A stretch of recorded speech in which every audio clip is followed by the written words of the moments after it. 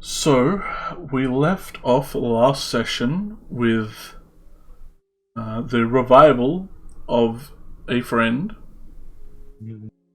Silas was brought back from his essence form with the help of some lonely teenage, you would assume, elf. Now with different gear, his hammer replaced with a large Kopesh-like sword, and his armor replaced with very ornate dark blue armor. But still very fatigued. There was Silas stuff, but none of you guys saw that unless you caught up with the VOD. But we left with this person ready to answer many of the questions you might have to the best of his ability. You all got your money. You even gave Beth 200, which she's not really sure what she's going to do with. That's a lot of scratch. But this timid cleric kid, you would assume, from what he's done so far, with his house full of undead animals, kind of twiddles his fingers in the presence of a half-giant, a fire lady, a masked orc, and a robot that stares at him. So, what kind of things do you guys need to know? What's Well, we could start with that big thing in the sky. He nods quickly, assuming that would have been your first one. And he kind of holds out the little shard that he has, which he has claimed to be a part of that. That thing in the sky, despite what the fanatics will say, is definitely man-made.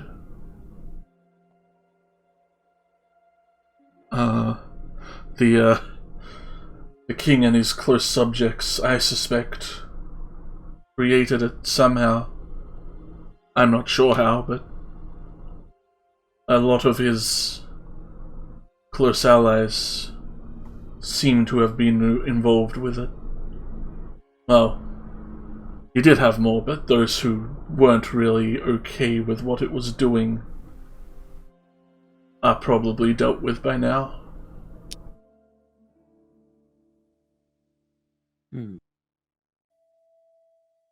I'm not overly sure what it is.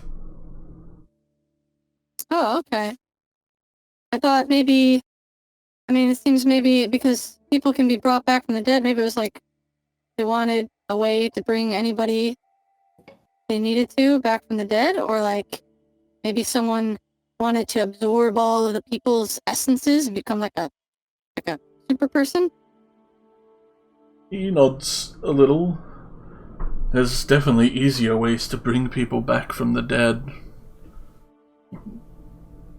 Simple magic can do that often. That the thing seems to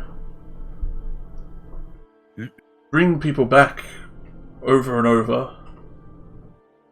Like it's feeding on the land constantly. It's weird. How long has it been in the sky?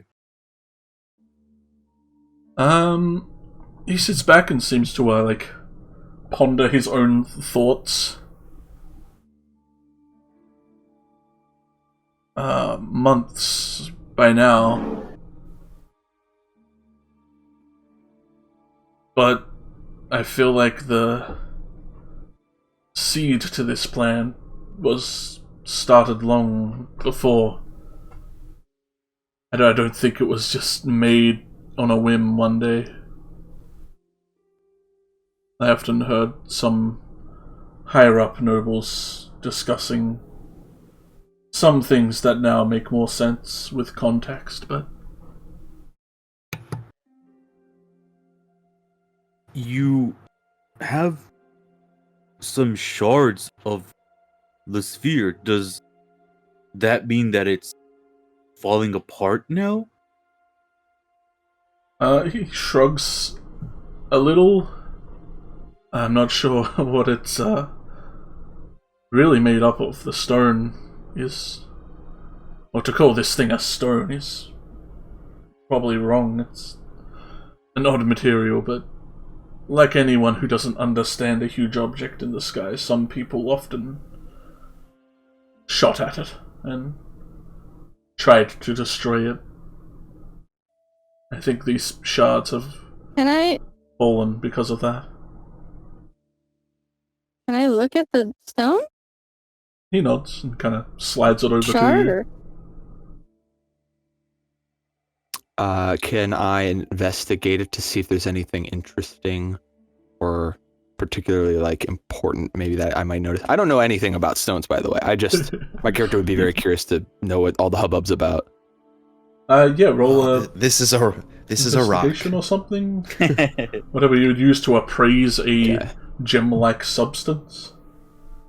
Yes, this is for sure a rock. Now, are we sure this is even a solid? I mean, goodness. It's a gas of some kind in solid form. How's a 7 investigation? It's a rock. Yeah, dude, you're not sure. It is transparent. You can see through it. What color is it? Is it like purple? No, it's definitely blue. Oh, it's blue. Okay. Yes. I'm like nodding and stroking my chin and squinting at it like I know what it is. And then I'm gonna look at Silas, and then I'm gonna see his like blue armor, and I'll say, So, when you died, did you like... Where were you? Were you like inside of the thing? Because you got all this like blue armor and stuff. It looks really cool. It's kind of like the same sort of blue the stone is. Silas kind of like slightly lifts his head up off the table that he was almost passed out on, and will I don't quite know where I was. I wasn't told or anything like that. And as for the armor, it just kind of came out of nowhere. Can I do an insight check? On Silas. You could Yeah. definitely attempt.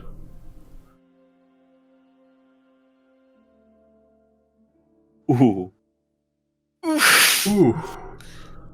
I guess roll a deception, Silas, like you weren't lying about the armor just showing up, but something definitely did happen. Deception. Hmm. So good at that. yeah, it's kind of just, it seems like it's an omission type situation. Hmm. He's not giving you all the pieces. Yeah. Yeah. That really could have gone either way. And then he slowly puts his head back down in his like arms folded on the table.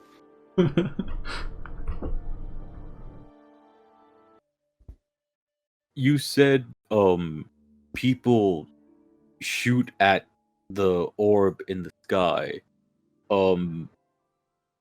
How far have they gotten? Do they get in trouble for shooting at it? Does it heal itself?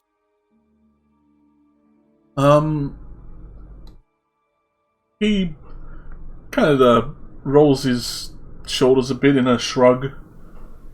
When it first showed up, people were very scared of it. It's an odd thing to show up, obviously. But quickly the Cyan Moon cultists rose, claiming the phenomenon to be some kind of act of providence. They started to protect it and, stop anyone who would have tried to destroy it. Not that it looked like it was doing anything. These little shards, these chips off of it, they're really nothing. And it didn't seem to stop it in any way from doing what it's doing. And so how have you come to contain and utilize its power? Well, I observed what it was doing. I used to live in the main castle grounds before I made my way out here. I was kind of there when it all first started to go to what it is. It seems when light shines through these things, things that were dead, or should be dead, just get back up.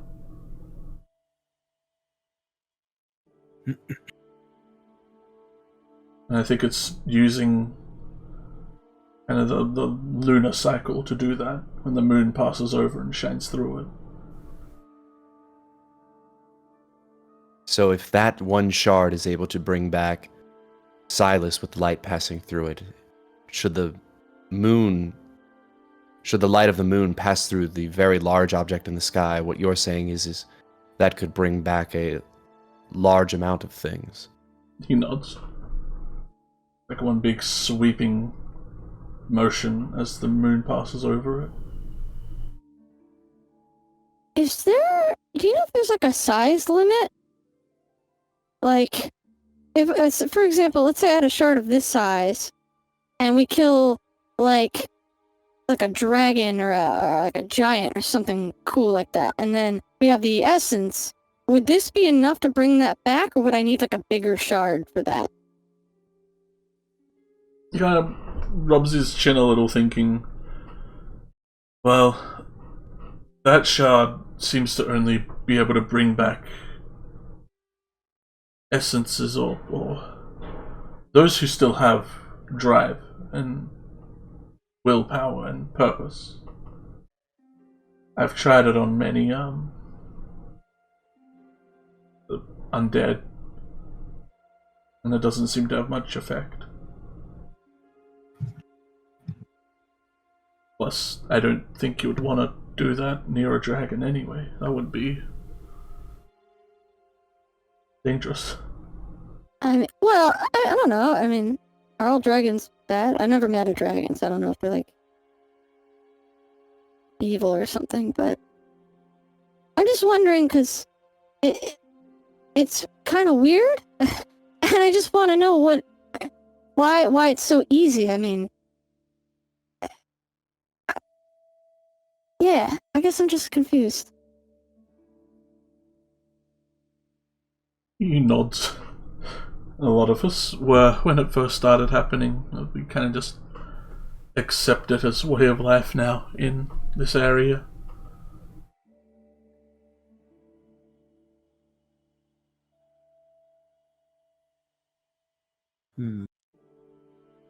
So you got this from the inner city where the big thing in the... What do they call that, by the way? Is there a name for that? The big thing in the sky? Well, the cultists call it the Cyan Moon. Others just refer to it as the phenomenon in the sky. We don't know what to call it.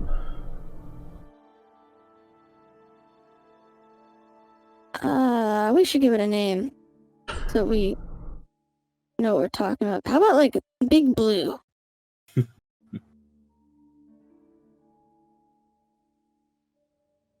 I concur with the name. The more I say it in my head, the more it sounds right. Big Blue. Big Blue. I mean, it's easy to remember. So we're not... It is big and blue. Yeah. It is big and blue. That's right. Okay, so Big Blue is over that city, and that's where you found this shard, right? Not.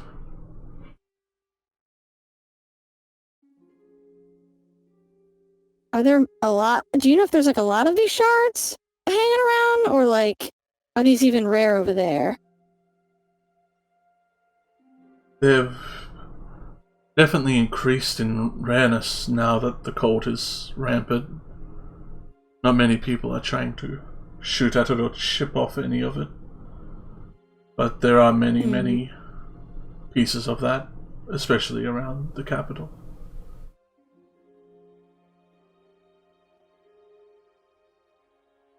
Beth, have you heard of these cyan cultists? She cocks her head, her bird beak kind of twisting. Well, we have had a few reports of weird people going around praising this thing. Last I heard, they're held up in most cathedrals, churches, any holy ground they can really get their hands on. Do we know what they do with the shards, or what they want with Big Blue? She shakes her head. What does anyone want, Comet? Well, Power. do you want power?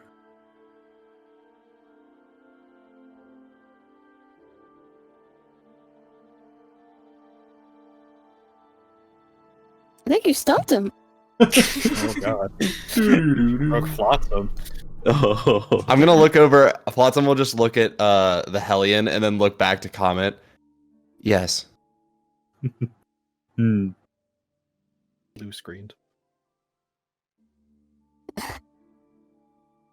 Yeah, his eyes, they go blue. You actually, if you look close enough, you could see the bum, like the error noise, and then they go dark, and then you hear the like Windows, reboots. yeah, the Windows rebooting noise.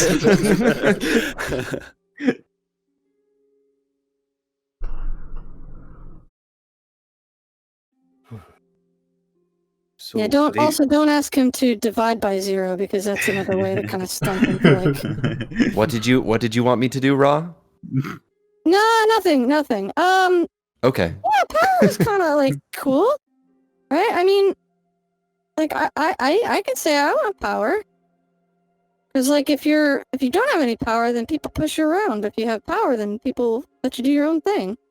Power is but a means to an end, and generally the means to the end that anyone wants. In a way, Comet, power is like currency. Like the coins that you seem to have not understand. It's a tangential form of power. The word I wanted to use was tangible, but I messed up. Tangible form of power. Right. Pretend I said that. Okay. Rewinding. I think Comet just kind of looks down for a bit, trying to take in what he just heard.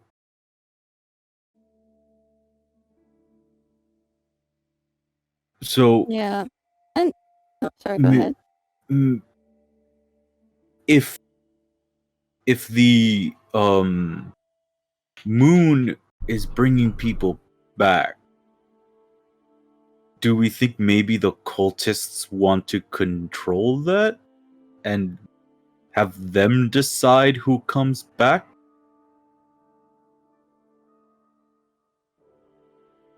The kid kind of shrugs. I stopped trying to understand their goal long ago. They see the coming back as some sort of punishment for their, well, neglection of this land. Some form of Wait, so they getting what think we it's a deserve. negative thing? Oh no, again, Providence. They see everyone who is undead and coming back and dying over and over. This is just some punishment for them.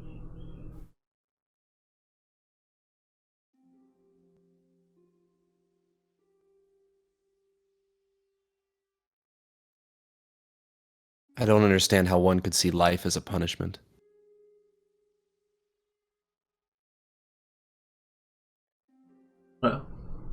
when it's taken away every night, maybe?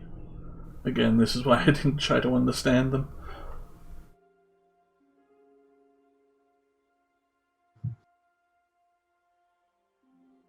Perhaps it's best if we don't sit here hypothesizing about how things may be. It appears as if Silas and the rest of us could do with a rest, as I had previously stated. Unless there is anything else that we require from this gentleman, I suggest that we move on back to the hamlet.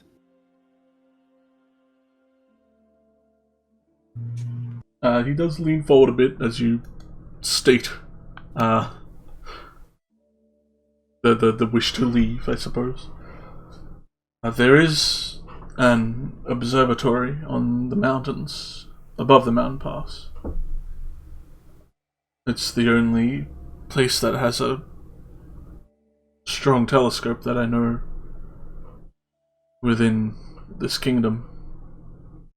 If we got to that, perhaps we could get a closer look at the actual thing, Big Blue.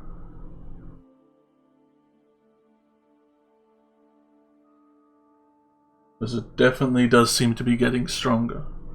Whatever it is.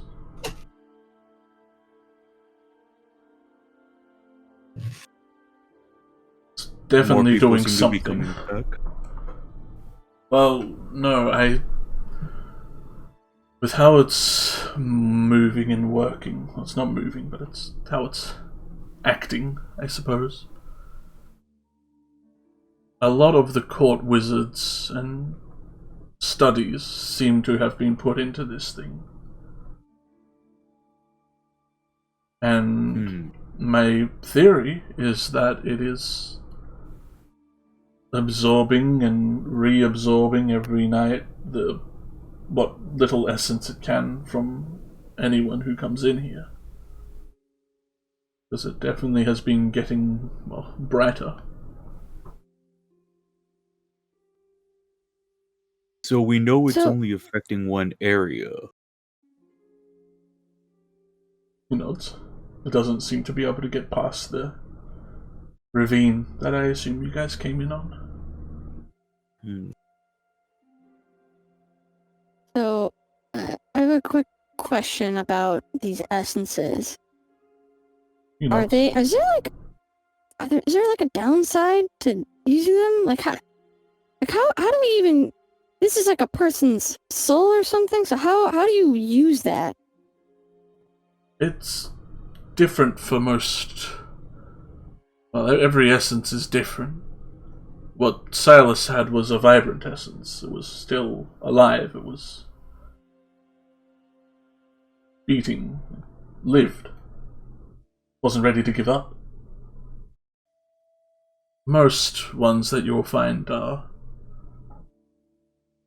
fragments of what they used to be. They're given up. They don't want to come back anymore. And, well, the undead, I don't think they have an essence anymore. They're simply just husks that keep getting up. Well, actually, so we faced an undead. Oh, a bunch of undead.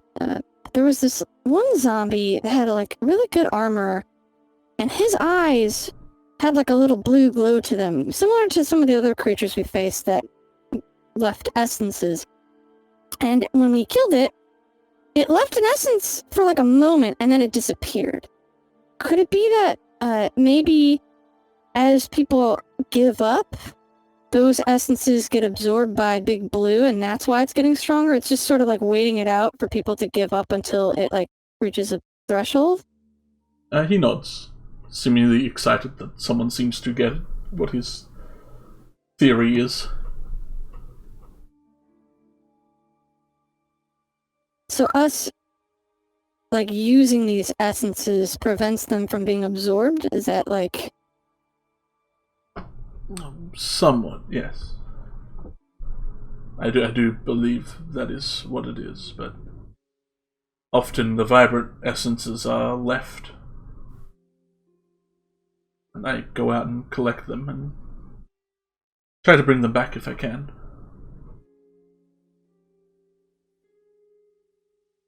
Do you have a way of tracking them down? He gives like a half-hearted nod.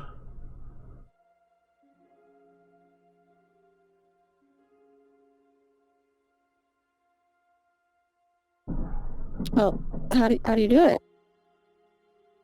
It's hard to explain. I just listen. I feel.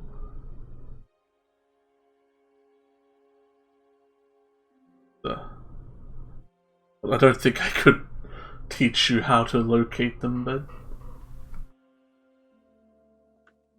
it's like trying to describe magic to someone who doesn't do magic. You're literally conjuring things from your fingertips. Adelaide, you're good at magic. She kind of like looks over at Comet with like a very tired expression.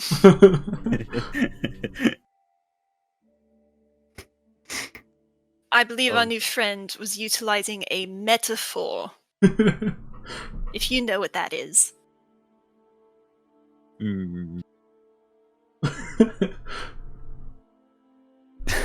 Does Comet have a facial expression that suggests he knows what that is? I mean, he more so is a little disappointed that that didn't kind of like include Adelaide in the conversation. She's mostly just been like astutely listening. Okay. So she's still involved.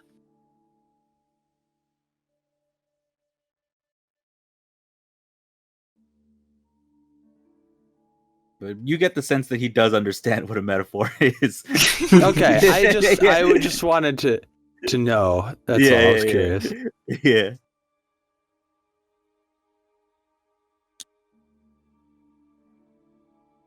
Well, I guess the last thing that I have to ask is, if we ever needed to call upon your services again to bring someone back, or maybe, I guess, to track someone down, would you be willing to do that for us again? He nods slightly. Probably do it anyway, but suppose especially when asked. Alright. Well, thanks. By the way, what's your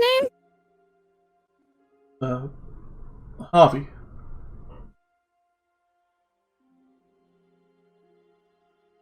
Okay, well, I'm gonna call you Harv. Thanks, Harv. Okay. And I get up out of my chair. Do we know who the king is? Yeah, I feel like some of you would know who the king is, because you've been from here. You know the king's name is King Quentin Fraser.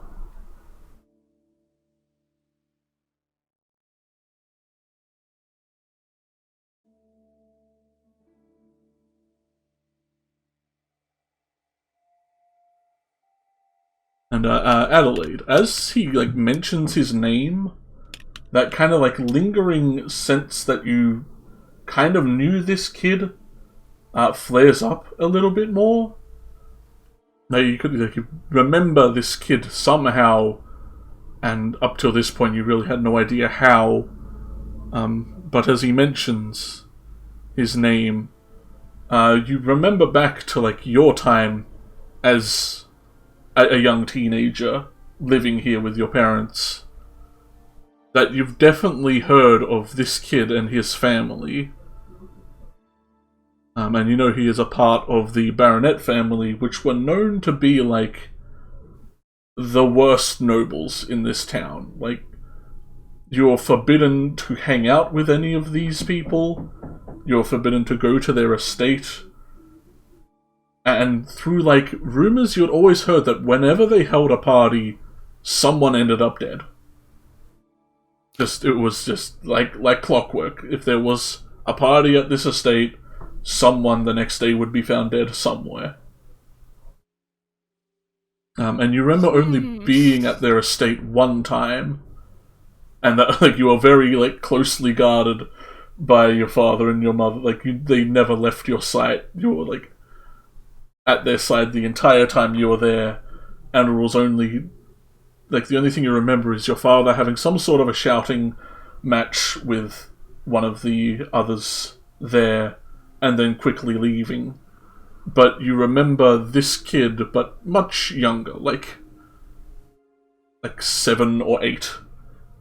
He was always around, and you remember him having the look of just someone having the worst time of their life. Anytime you saw this kid, he had the same expression of just misery.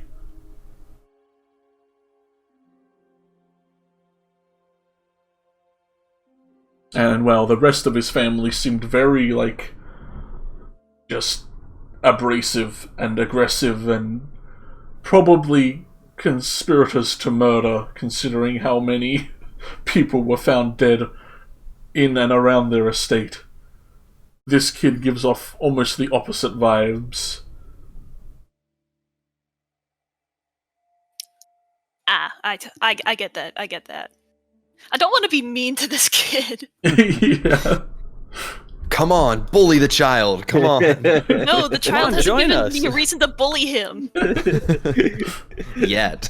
Like, you remember Yes, maybe, there's still time. I'm still holding out. I'm You still clearly looking don't for a understand reason. bullying. He doesn't need to give you a reason. You just bully him. That's the. You clearly don't understand how bullying works. We're like holding his arms, and we've got like his back to you. We're like, give him a wedgie. Go on, do it. Yeah, he doesn't have. Can't really give him a swirly in his house, can we? Yeah, I was He gonna does say have we indoor just do that. plumbing.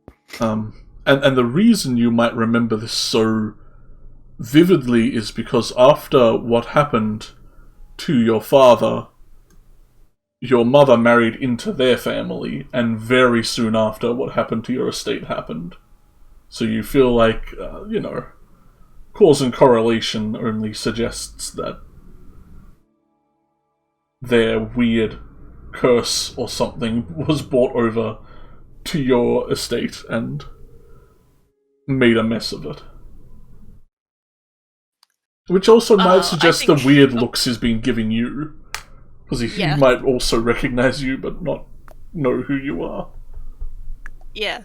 Adelaide is going to kind of like, stand up, dust off her coat, and say, well, you've been so helpful, but we must be on our way. We've had a very long and arduous journey, but I hate to break up this party.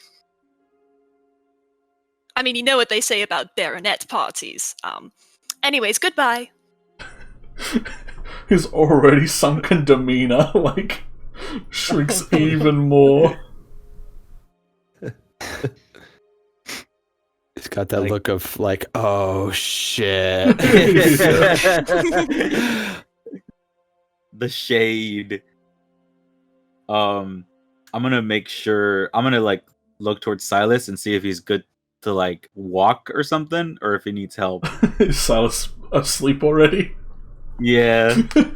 You could, if you put your ear close to him, you could hear a very mild purring as he's just out cold on the table. He's purring. That's a good canonical thing to know. I think I'm gonna try to as quietly as I can pick him up and just carry him to wherever we're going. Beth will come over to his other side and assist you with picking them up. Okay. He is a hard sleeper. He does not wink at all. Hellion, did you give back the shard? I would have. I wouldn't have stolen it. Unless I forgot it on me. I mean, he would probably have stopped me. Though, then again, that distraction with Adelaide, maybe he would have forgotten too. I don't know. If I find it in my pocket or something, I would just come back and give it to him. Well, so you can just have it assuming he has it, as you both go to help up Silas, he does walk over, a bit permanently shattered by what just transpired, but he offers you the box that he came with the little shard in it, and he kind of offers it out to you, Comet. Oh. In case... Are these more of those shards? He nods. Well, it's my spare. If your friends should fall again, you should be able to bring them out. I grab the box and I squat down a little bit just to be like, thank you very much. This is thank you.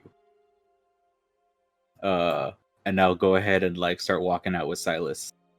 He nods and picks up one of the cats for safety.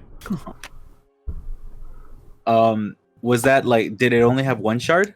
Yeah, he handed you Okay. the shard he was showing everyone, basically. I'm gonna go. Thank you. I guess I'll put it on my belt. Can I put it on my belt? Yeah. It's a small. It's if not trivial. Right. Yeah, and your design even has that little pouch, so that can be where it goes.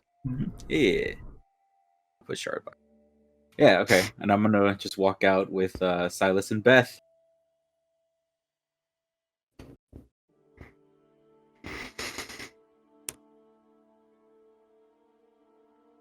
I guess we're heading. You guys head out, and I assume back to the town. Hamlet. Yes, I think so. You take a much-needed rest. Thank you. Flotsam doesn't even sleep, and he's been trying to get us to do this the whole time. Yeah. It's like, oh wait, we have 3 more things to do first. I can't wait to get home, lay my head down on my pillow, and stare at the ceiling until you all wake up.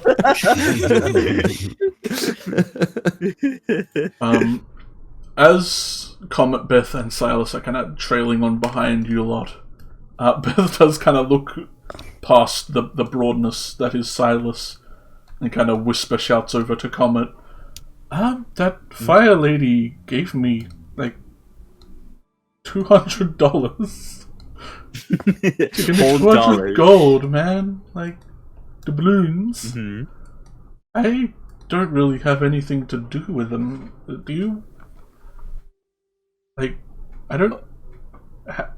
She just, like, grabs her pouch and, like, holds it out to you. Well, I'm not sure. I think this is supposed to be important, but if they gave it to you, I think it's because they want you to have some. I really don't need any, though. Oh, okay. I think maybe I can give it to Silas. He probably would Yeah, be... he just looks at Silas and just, like, slowly puts it in the front of his tabard. Kind of pats it. Oh, I'm sure he'll appreciate that. Where are you, like, are you going to stay here in the hamlet? She nods. Okay. Yes, I plan to set up, if I can, my tools. I can sell people my potions I make. So if anything, you'll be giving me my money back anyway. I guess so.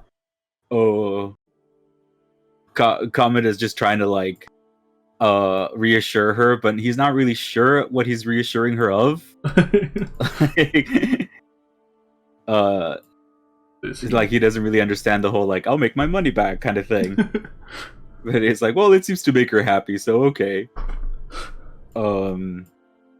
Yeah, and it's like, so did somebody ask you to go down where you were?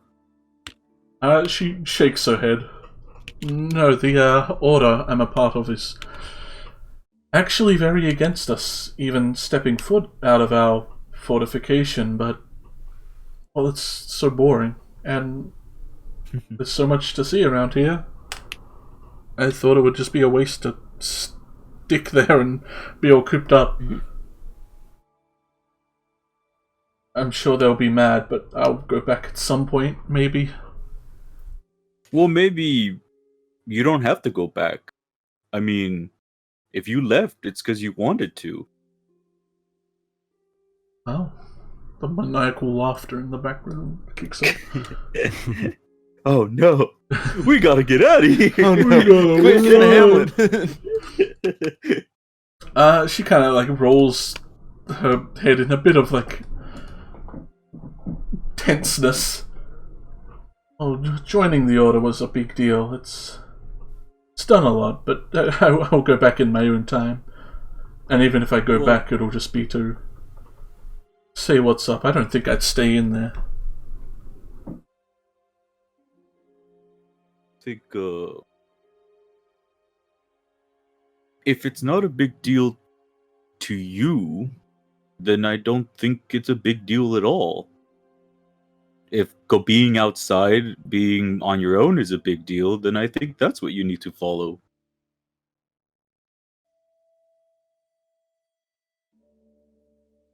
Well, you know how you signed that thing to come in here? Mm-hmm. I signed a similar thing when I joined the order. Mm-hmm. So if I don't do certain things, or if I do certain things, well, certain things happen. Like what? She shrugs a little. I think that's what I'm waiting to find out. Hmm. They So probably people just put- assume I'm dead somewhere. Maybe that's something they should keep thinking.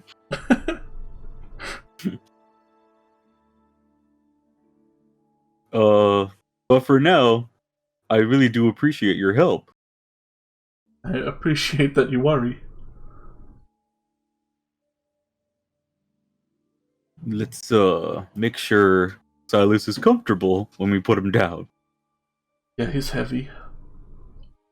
Even Is though he? you're probably doing most of the lifting. I kind of like try to subtly get more of his weight on me so she doesn't have to carry as much. You need absolutely no help carrying this guy. All she had was like his arm. She's Yeah. like, oh man, this is so heavy.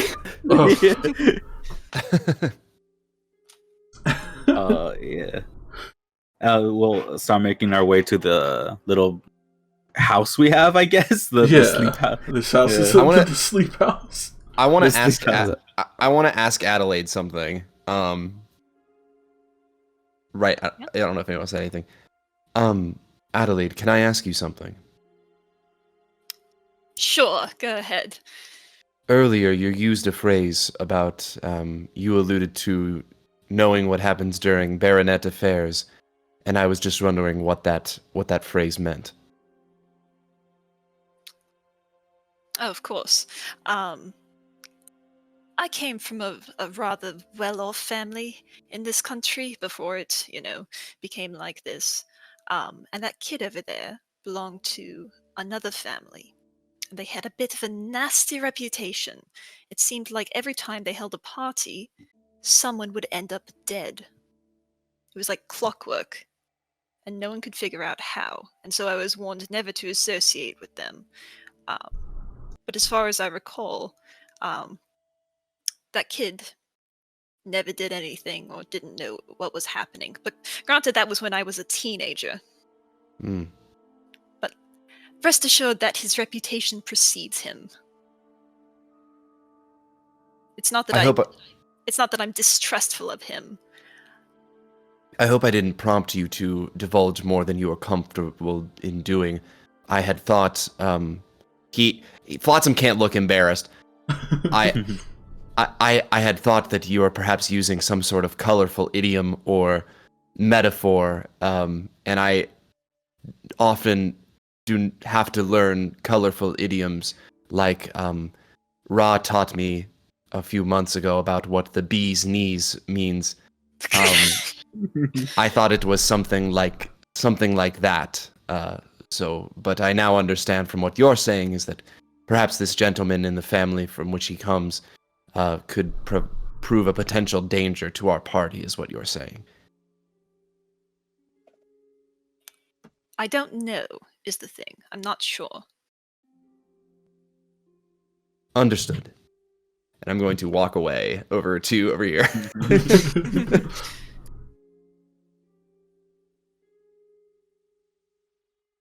I think I'm gonna like try to catch Flotsam's attention as he's walking away, or even like wander up to the fireplace with everyone else, and just say like, tomorrow morning at breakfast, I would like to have an honest conversation with everyone.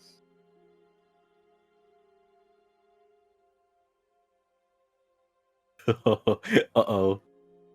Okay. Understood. Viridian, say something. He's just brooding in the corner. Yeah, he's kind of Come on, say There's a limit to how rude something. you can be. he's squat down right This now, is why you're- poking at the embers. Viridian, you have to talk to the class. I was like, Participation. the Hellion was like in the middle of like about to like talk to like Lawrence, and then just at that remark, kind of turned over around her shoulder, just kind of looked around, shrugged like okay, and then just like went back to her conversation. I'm gonna stop before you start your conversation with Lawrence, Rob. Rob, will tonight be a night where we shall be imbibing or celebrating? We have defeated some enemies, gathered some treasure, and made our way back with all of our crew intact. Well, normally that would probably be right, but I don't know if everyone's up for it. I think everyone's just kind of tired. And it wouldn't really be a good celebration without Silas, who looks like he just needs to sleep this off. So maybe we'll do that tomorrow. I think tonight we're just gonna take it easy. I will retire then. Good night. Night. I'm gonna go to sleep. Yeah. Sleepy time. I'm gonna go sit and stare at the wall in the sleep house. If you guys come in, literally Flotsam is just flat on his back staring at this. His eyes don't close. He can't close his eyes. He's just staring at the ceiling. Someone get him some eyelids. Get this boy the quest for eyelids. Side quest. Eyelids for Flotsam. Antumbra, windshield the quest wipers. for eyelids. Quest for eyelids. Comment, shall are we go you to bed? take Silas to bed instantly? Yeah, I'm gonna take him to the sleep house. Alright. Which is apparently the official name for it. Is the Sleep house, it yeah. is for it is the sleep house. It is the sleep house of sleepery. Of sleeping. Get my Viridian spell goes slots in as back. well, still somber about what's happened. So Yes, somber that he will not. yes, he doesn't dare speak. I can get my stuff back. Oh, he goes off to that corner. Yeah, he goes off to the corner, man. But he said he'll be there in the morning. Mhm. Oh, look at that. 40 HP. Hey, It's finally back. I think I'll sit around, staying up for a little bit, making sure everyone's okay, and then I'll just drift off. Since Flotsam will not go to sleep, I'll just be like, all right, well, I guess I'm sleeping. Comet, if you are waiting for me to go to sleep, I am not going. I do not sleep like a normal Oh, no, what is that? humanoid. And Um, you don't get tired? No. And how? And Comet's like he's trying to keep up the conversation, but he's slowly like stopping his words, and you just see him kind of like close his eyes, and he'll stop talking.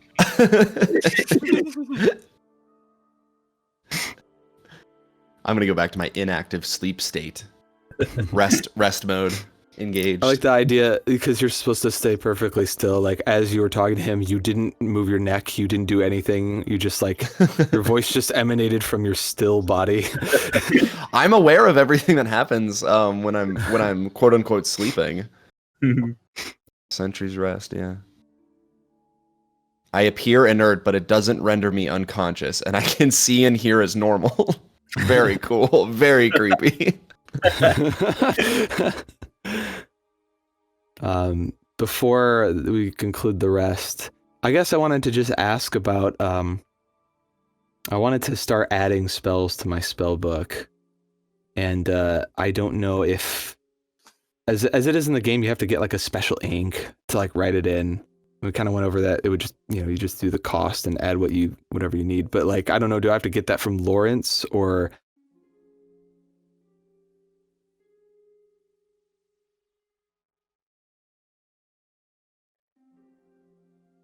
Looks like Cheeky, you're muted. I don't know if you... Oh, in the Oh, chat. this allowed. I see. This is a loud engine around that's making a lot of noise, but he has material. So I'll just spend all the gold I have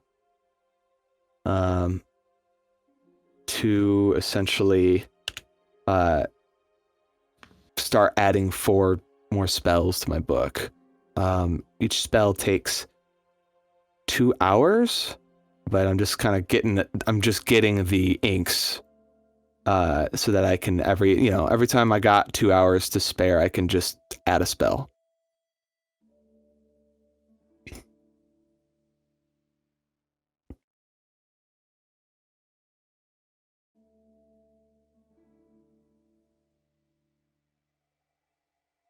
Yep, I already took the gold out of my inventory, and then I'll just add one at a time. I guess I'll probably we're gonna be doing a rest, but I don't know if it'll literally be like 8 hours on the dot, or if we might want to like kind of slow it down, maybe do like a 10-hour thing.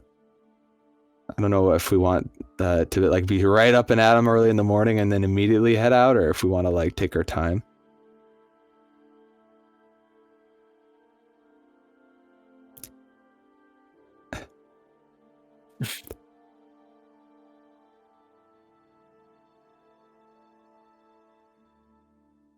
Drag racing is life, so clearly you don't understand what it's like to be cool. You gotta rev your engine really loud.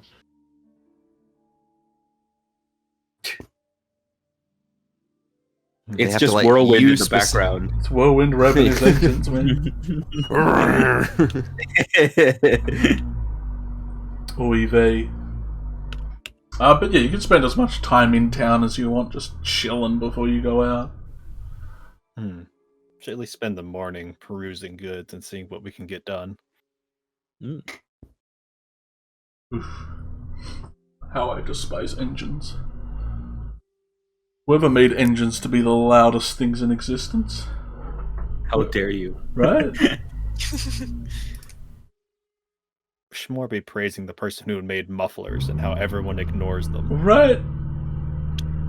Like, sound is wasted energy. What is this? What is this inefficiency, honestly? It's getting angry. Just channel sound to make energy. Right? I'm gonna get up early and I'm gonna. Well, Flotsam is like, I'm not all for this conversation. Oh, whoops. Flotsam, how early do you get up? well, I only need to do my thing for 6 hours. I don't know how long. So I just kind of get up and I don't know. Whenever I'm done with the 6 hours, there's no reason to sit there in my motionless state until I'm done. So as soon as I'm done, I'm gonna get up, whenever that is.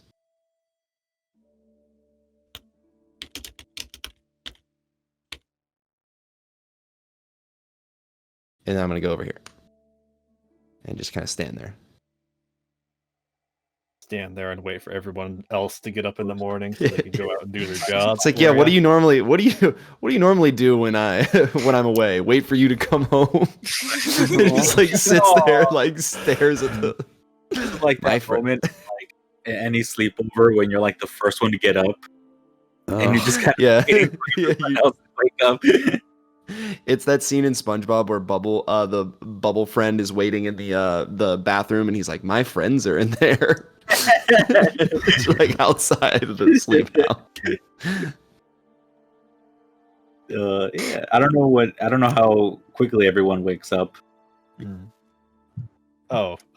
Probably about like not even like 30 minutes after Flotsam got up, Silas is probably outside stretching like before the sun comes up even.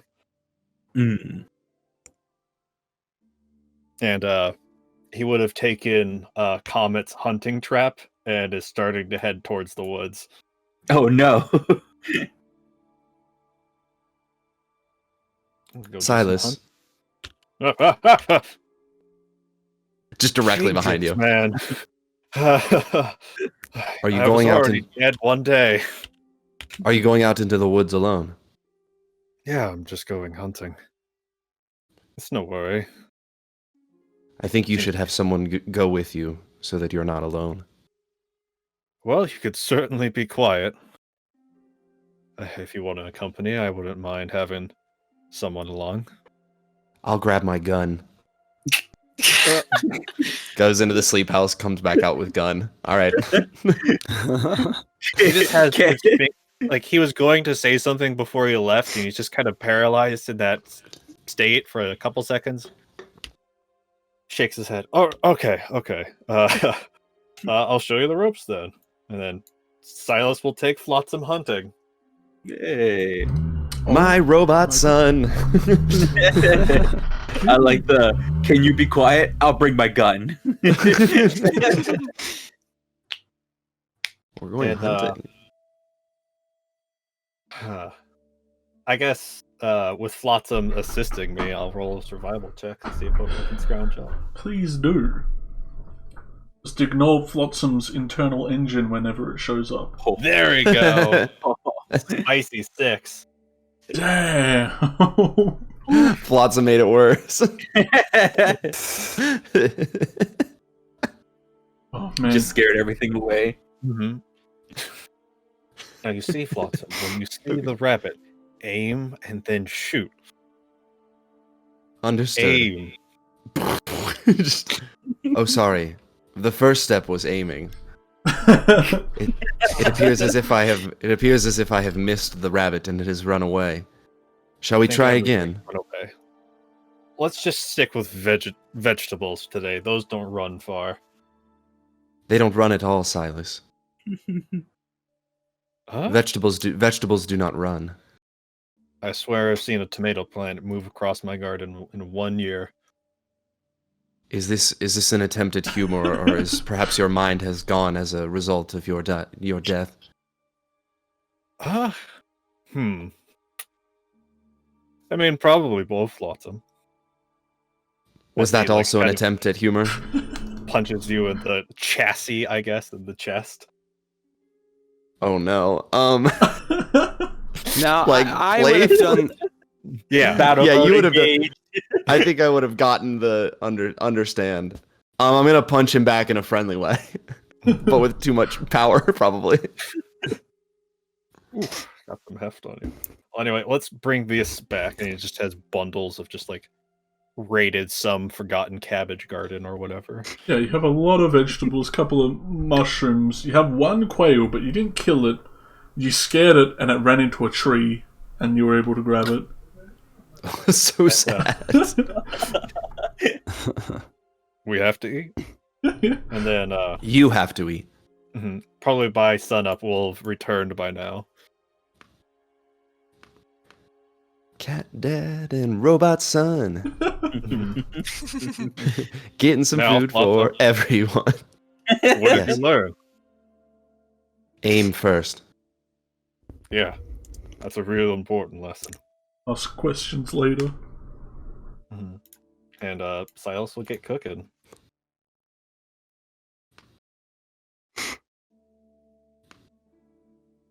And just kind of time it somewhat with like an hour after sunup, and that's when everyone should be roughly up. And if they're not, time for some farm boy manners. Beth sees you approach with all your stuff and shakes their head. Out of the grave and into the chef's apron, I suppose. Well, yeah, of course. It's a favorite hobby that I find relaxing. I suppose that's exactly what you need after dying. Yeah. Oof. Sorry if the smell gets a little strong. It's about to get very vegetarian up in here. She kind of just points to her mask. Right.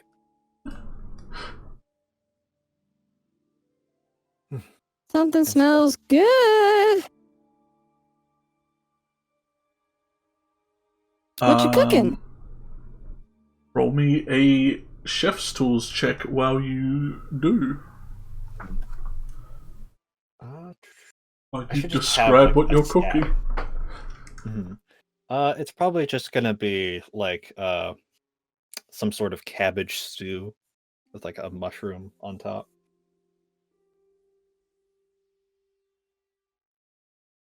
Yeah, cabbage stew with what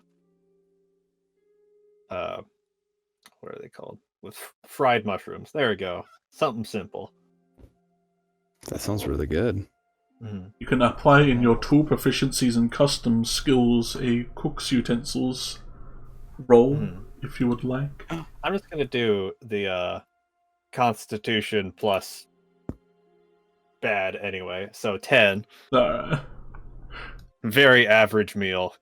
Silas is not good at cooking with just vegetables. Yeah, you're a lion, so it's a bit out of your wheelhouse. I guess Sorry, at the this meal's point, good. Comic would probably be waking up. See that like everyone else is gone. Well, I think Adelaide and Viridian are still inside. Well, but I think Adelaide would have gotten like 8 hours of sleep exactly, and then woken up to like get ready for the day. Dot. A woman after Flotsam's own non-beat, no heart. He doesn't have a heart. Never mind. Oh, no heart. His internal mechanisms. After his gas pump. Yeah, his engine.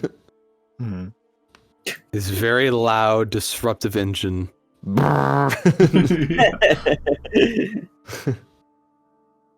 start So like yeah, she just gets up to, do some makeup and prestidigitate all of her clothes clean and perfect. Yeah, and then just leave. Right. Kama just kind of puts on his armor and goes and leaves too. He didn't bring his makeup kit today. The one day he didn't. The one day. Also, I'm just gonna make it canonical that Silas has an apron that just says Holy Mantle on the front of it. Ooh. Yeah. That's the second one. You've also got one that says "Kiss the Crusader."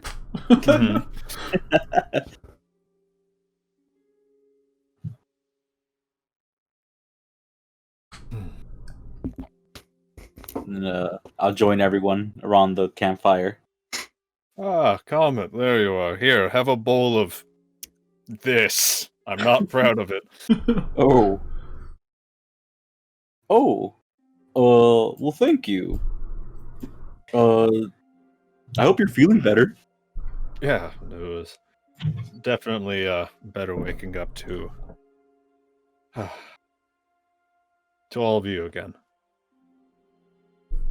Oh, well, it's great to have you back. And I'll start kind of just chowing down.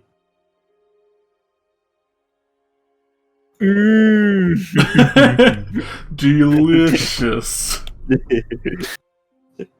As you have all seen to convene, you see Brockus, the guard captain, hastily kind of power walking his way over, still obviously startled from Flotsam's tirade last time.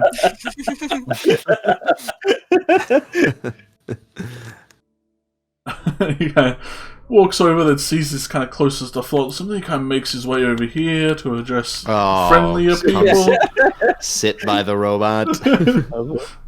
Avoiding Flotsam. Kind of gives like a half-handed kind of military salute. It's like, right, you're all up and running again. Oh, good morning. Yes, good morning. Do you want some cabbage stew? Nope. I can smell that from across the complex. I'm here. He kind of reaches into his one of his side pockets and holds out many different pouches. Each of these are for the people you brought back to us. Mm-hmm. I believe Kind of those look towards Silas. Greek Cat, Isaac, Stan, and Beth, right. Forgetting that. Yeah, looks past coming. You're like casting a shadow over. I guess I'll collect the bags and say like, okay, thank you. As you were. Anyone else you managed to find out there, make sure you tell them that this is a safe space. Right. Yeah, and I think we're gonna try making it a little better. Is this what a person is worth? I guess so around here. Brackus, are you okay? You seem very nervous. I'm fine. Flotsam like You're glassy-eyed sweating staring a at lot. Brackets. Look, it's been a long night. We've had to keep watch, make sure nothing gets in. A lot of zombies. You know how it is. Right. Yeah, you gotta keep this place safe. Exactly. Big man gets it. Do you have any help? Do we have help? Well, yeah, I mean, like I know that there's a couple of guys over there, and I point to the entrance of the gate. they both like- look half asleep still. Sitting on their seats. But you seem kind of what Silas was saying. You seem a little rattled. Is everything okay? Or Oh yeah, we're fine out here. And everyone else kind of pitches in if things get too close. Like it's not like Lawrence or Grey Cat's just gonna sit there while zombies eating one of our troops. But we do fine.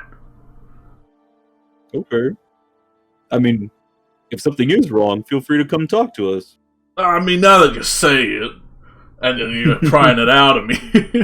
The guy like walks around, like tries to put his arm around your shoulders, but it's just ends up like putting it around your waist because it's massive. Mm. Look, I'm sure you've seen the lighthouse out in the water. Yeah. Now I know that It's not pesky on. Hydra is kind of stopping anyone from getting in and out, but I'm sure if we dealt with that Hydra, wink wink, you know, someone killed it, that's what I'm getting at, and was able to light that lighthouse, maybe we could get some more supplies in here, or at least send a beacon of hope to some of the people around here to let people know people are still alive and kicking. Oh. Well, I like the after part, but Me too. I get the feeling that there's a reason why no one's tried dealing with the Hydra yet. Oh no, people have tried. Oh, Yeah, but the I Hydra's think still that there, makes it isn't it? Yeah. okay. Well, Yeah, we'll take care of that Hydra for you. You know, we're not going anywhere, it's not going anywhere, no rush, just the food for thought. As he kind of stares down at the cabbage stew. I notice him staring at it, and I like hand it over to him, and I'm just like, I knew you wanted some. Here you go. He slouches, his armor kind of clacking against each other. He's like, guess I gotta eat it now. It tastes better than it smells. I I'm smell some sure pretty awful things. You're all being so flattering. This is garbage. Could be worse. I mean, try being marooned on an island and having nothing but the fungus growing on the underside of your broken rowboat to eat. Now there's a story there.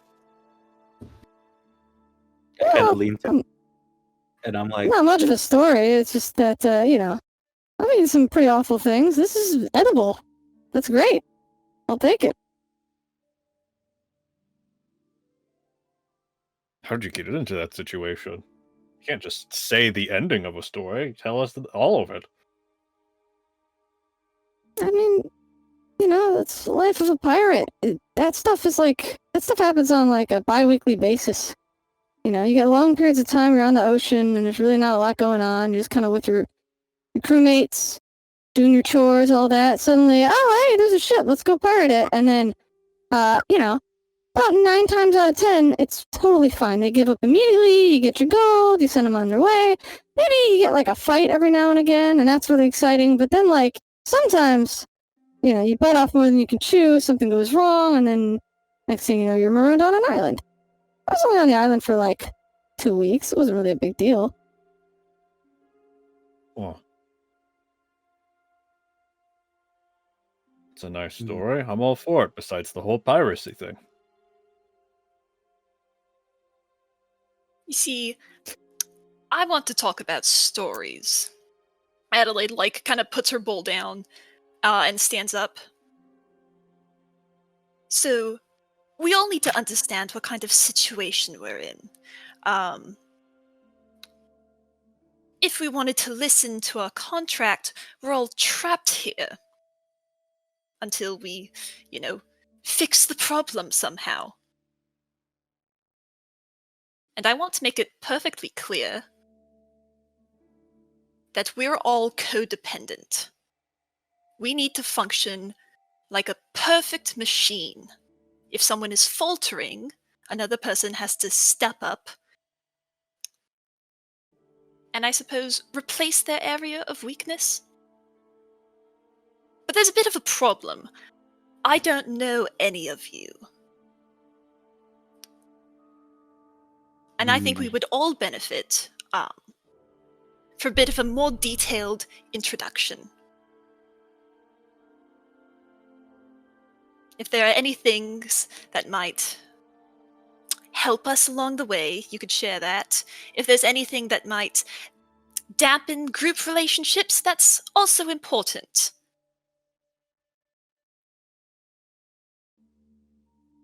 Who wants to go first? Well, I'm gonna go back to my post. Have fun with that, guys. Damn. Yeah. Whew. Bye! Good cabbage stew. I don't Yep. like this Cheers. thing. Thanks. Do you want all of us to talk? Or just us in the moving group? Like, do you want Beth to talk? There's Grey Cat and Lawrence and Isaac over there. Do you want them to tell their stories too? Or I'm only concerned with the 6 of us who will be traveling together, defeating monsters, beating zombies back into the ground. That's what I'm concerned about. That's what I need to know. Who are all of you? Beth just sneaking away. I think the best way to introduce this conversation is like any other conversation, and why don't you tell us a bit about yourself, and maybe we'll feel a little bit more comfortable knowing who we're telling this to. Fine. I should say that, titles of nobility, grandeur, that doesn't matter so much. We've left our titles behind. They have no bearing in this land. But I was once a noble, or came from a noble family. And it was very unpleasant, quite unpleasant. Shortly after my father died, my mother sent me away to an academy, mostly to put distance between the two of us. But I suppose I should thank her. because it gave me the tools to find my passion of sorts. I'm an academic, as you all can probably tell.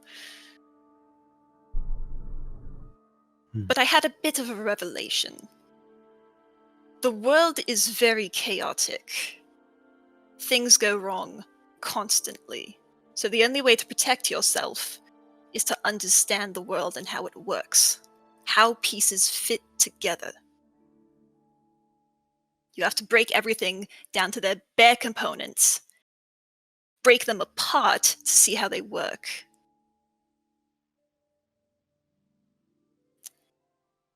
So I have been wandering around, looking for information, searching it out wherever I can. But I've done it alone. Bonds with other people, for the most part, are a distraction. They're a variable you can't account for. You know, if your spouse or something is hurt, then you have to drop everything to tend to them. That's just a waste. That holds you back.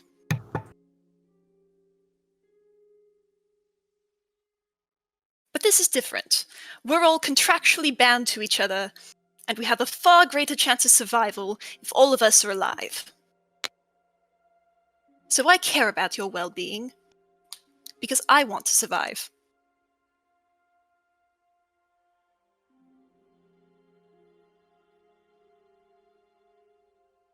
And she, like, reaches into her jacket, and she pulls out, the trinket she got from the bone giant, was it? Mm-hmm. I found this in our first big battle, and I told no one. But I'm showing you now. And she reaches out, and she pulls out her spell book. And she says, "This is my spell book, and he is sentient. He can talk. His name is Lex." Does Lex say anything? Yeah, somehow, like, you're not sure how, but the book looks nervous. There's some, like, faux sweat lines on it. And it kind of, like, shakes in your hands. It's like, yeah, hey, fellas. She was exaggerating when she said alone, but, again, it's hard to do anything when you're a book. Yeah, I was wondering about that. Hi, Lex. Hi, nice to meet yous, finally. Mm-hmm. That is probably one of the coolest things I've ever seen. Can I make my spellbook Let sentient? someone think so. Well, Raw, it requires a bit of study. And I don't know if you'll find the tools out on the open ocean. I don't know, I'd be surprised what you'd find. But that's really sweet. And then I'm going to pull my familiar out of the pet dimension and just have my owl on my shoulder. And I'm going to say, and this is my owl. Her name is Penny. It's short for Panopticon. We got a name for the bird. Bird name. Hell yeah. And Lex is short for lexicon. Right. So there you go. I've shown my hand. And she, like, looks around at other people, trying to gauge their reactions. You can probably guess I'm- Flotsam's reaction. I still think you'd make a really great pirate. So you Why don't usually- you go next, Ra? Sure. So I'm Ra. I am a pirate. Although I've never been shy about that. I don't mind sharing that about myself. Yeah, I used to work on Captain Blackheart's ship. The Void Maw, which is a pretty big, like a not quite a ship of the line, but a large frigate. Like, most pirates don't get ships that big. And it's the flagship of a small fleet, and we've got kind of like a cool territory inside the edge of the kingdom. Brittany probably is familiar with it. Yeah, I just kind of spent most of my life living on a pirate ship.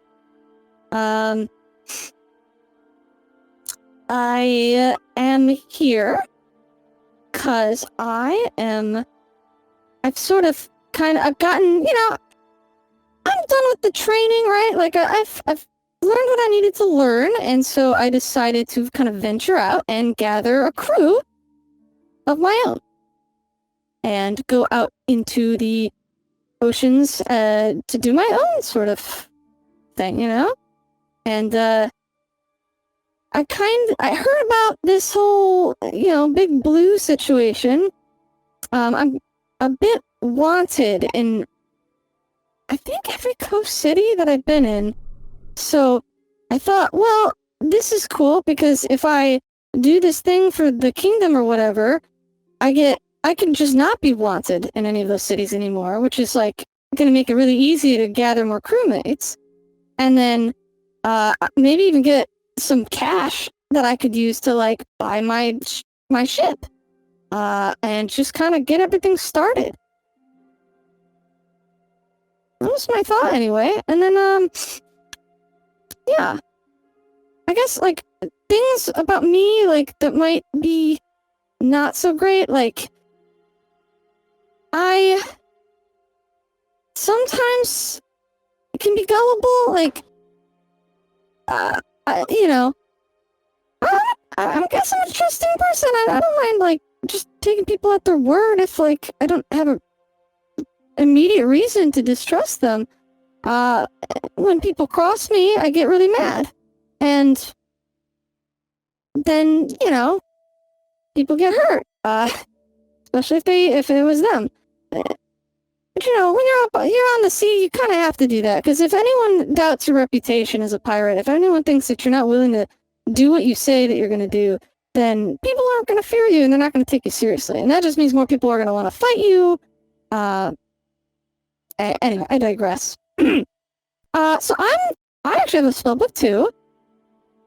And then the Hellion pulls out this like radial like captain's log. It's like leather bound. It looks like it's been beat to hell, and just like it almost looks like it's 30-40 years old. Like it's just this old captain's log, and half the pages seem to be missing.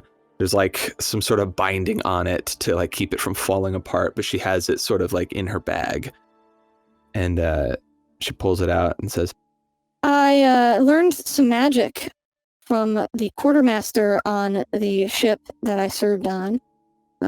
Similar to, I guess, Adelaide here. I'm not very good at it, I'll admit. I'm still sort of figuring it out. I kind of just like spells that make me better at fighting.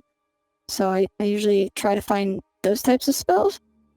But I can use that, and oh, my blood is magic too. Which you've all seen. I kind of do like a little cut on my arm, and then my blades are on fire and are a little bit better in the fight, which is pretty cool. I don't really know why that happens. Couldn't really tell you. But it's useful, so that's pretty cool, I guess. Oh, and Flotsam and I have been friends for quite a while. Not quite a year, but I met Flotsam pretty recently. And well, maybe I'll just let you tell everybody how we met. I'm gonna look at the Hellion to see if I actually think she thinks that's like the best idea for me to divulge that information. She can see that you're like calculating, and she's calculating. It's fine. I mean, we're gonna get like a pardon or something anyway, from me stealing you away from that salvaging crew. So it's fine. You can just tell everybody if you want.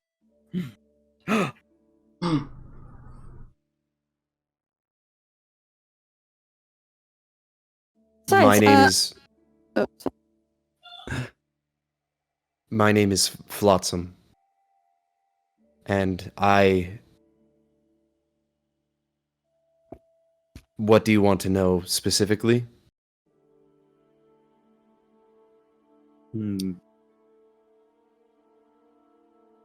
I guess, according to what everyone else is saying, why you're here, what you're looking for.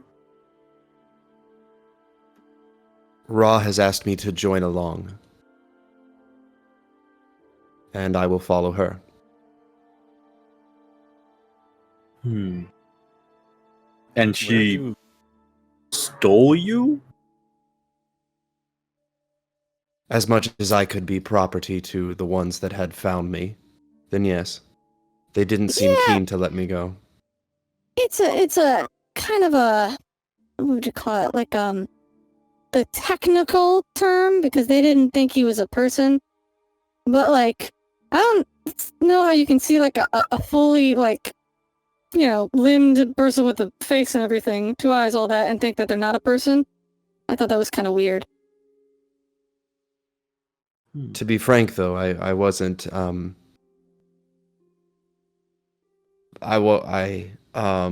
searching for the word here. I wasn't alive when Ra met me. Yep. Again, magic blood, kind of brought him to life. It was pretty cool. So, you're 1 year old? Not quite.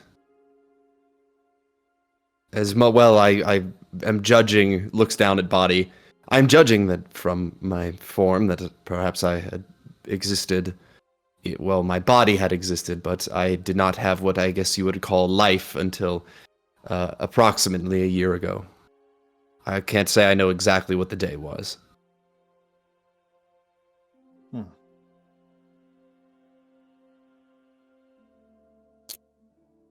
Yep. He was salvaged from the bottom of the ocean. So he's got barnacles on his feet.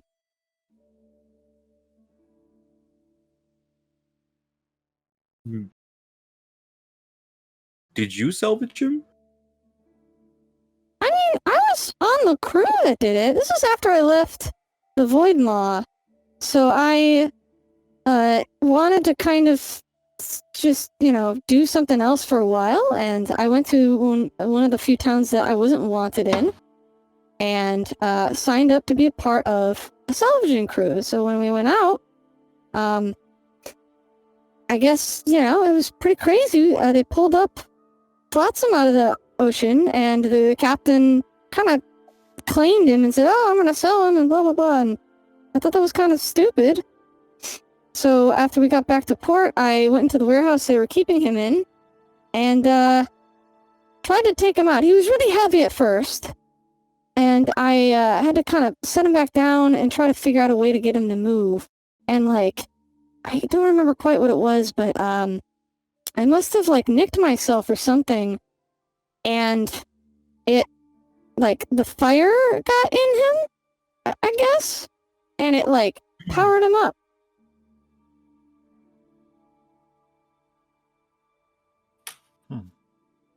I'm not really sure how it worked. But then once he was able to move, I was like, let's go! And then we ran from the authorities, and we've been running ever since.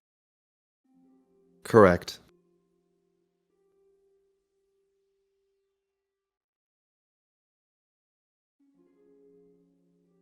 Silas, I believe it is your turn. Sorry, I'm just taken aback by that. That's fantastic. I understand that sharing the circumstances of one's birth are seen as taboo, as they can be quite graphic, and so we don't have to speak of it any longer. Huh. Well, you might be disappointed by my story after hearing those two, and they're quite adventurous. You may be disappointed, but I was just a farmer until a couple of years ago. I was just living with my father and 3 sisters, and 1 left. And then eventually, the crown decided to call an army up after that old blue hunk decided to show up. And I was brought into war, but don't actually remember much from there. And was it until just maybe 2 weeks ago I woke up again? And so I came back here because, well, just over those mountains, and I also point towards the mountains that we're actually heading towards, is an old little farming town where I'm from, and I want to see if my family's okay.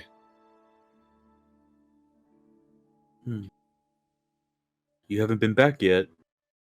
No. Or at least I don't know if I've been back. There's a lot missing in here, and he gestures towards his head.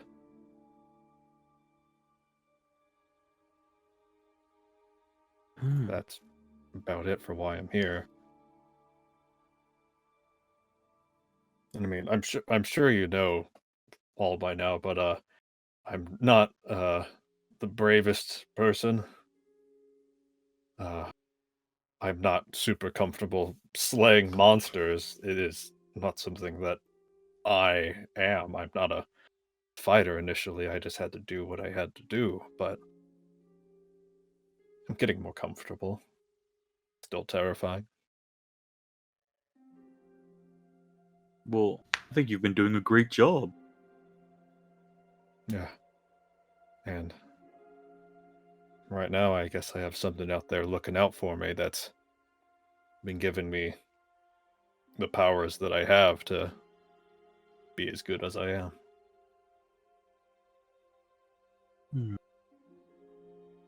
Oh, you mean that sun thing you showed me? Yeah. So I also just kind of grab onto the inside of his tabard. Yeah. I don't know what it means, but something from where I came from.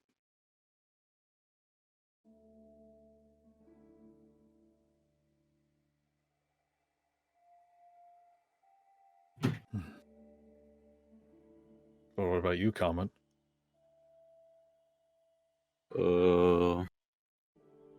You see comic type get a little sad. Well, why whenever we came here, everyone signed up for something that they were looking for. I guess kind of the same as Hellion. I'm looking for a forgiveness. I I was in an academy as well. But I did not enjoy it there. And I ran away from there. And I guess I'm looking for forgiveness because, well, I killed someone. They're gone because of my action.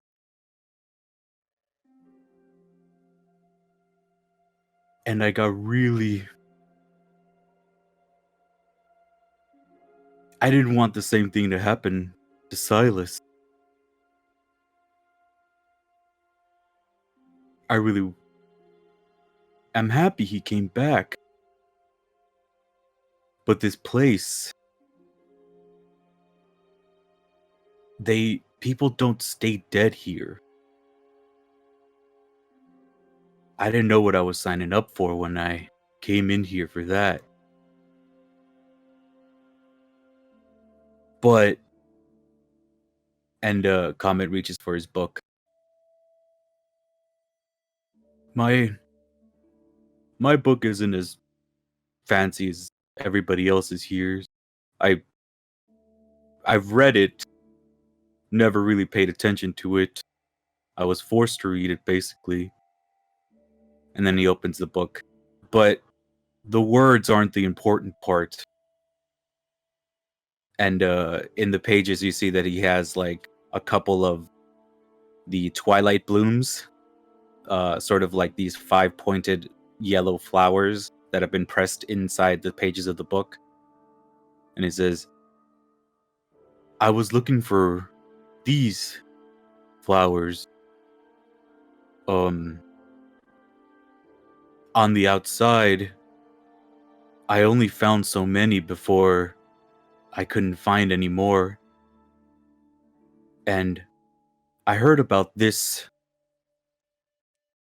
company, this place that was not only offering forgiveness, but offering a way to explore a new area. And I thought maybe, since not many people are here, I could find more of these flowers. They're really important. So that's kind of what I've been looking for.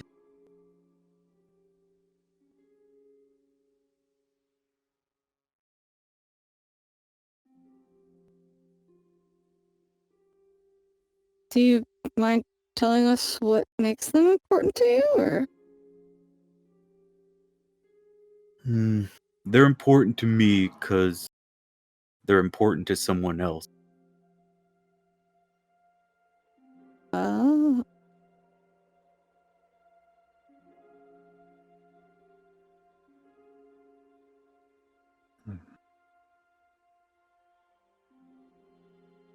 This Are you may sad? be Oh, sorry. Go ahead. this may be a hard question to ask, but what happened the last time someone died?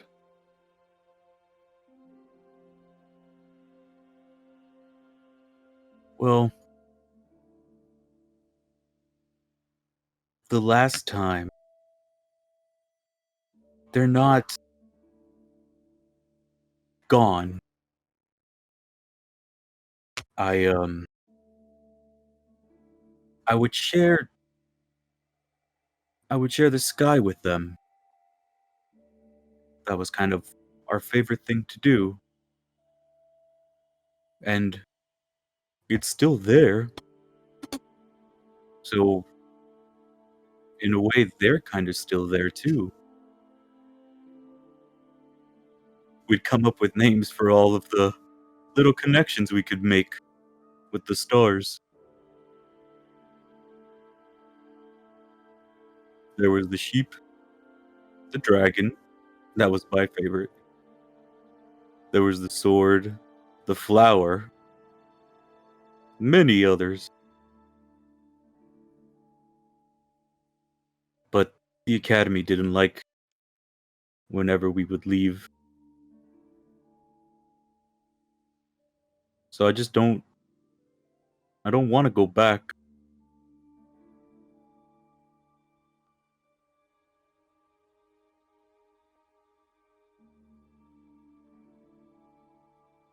Hmm.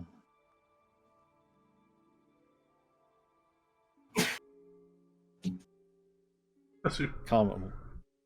Silas is going to put his hand on your back and just be like, "Thank you for sharing all that."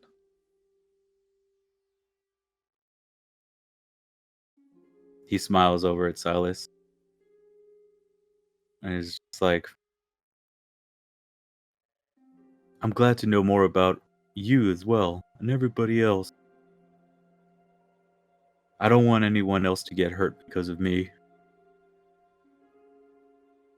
So I'm glad that you're okay.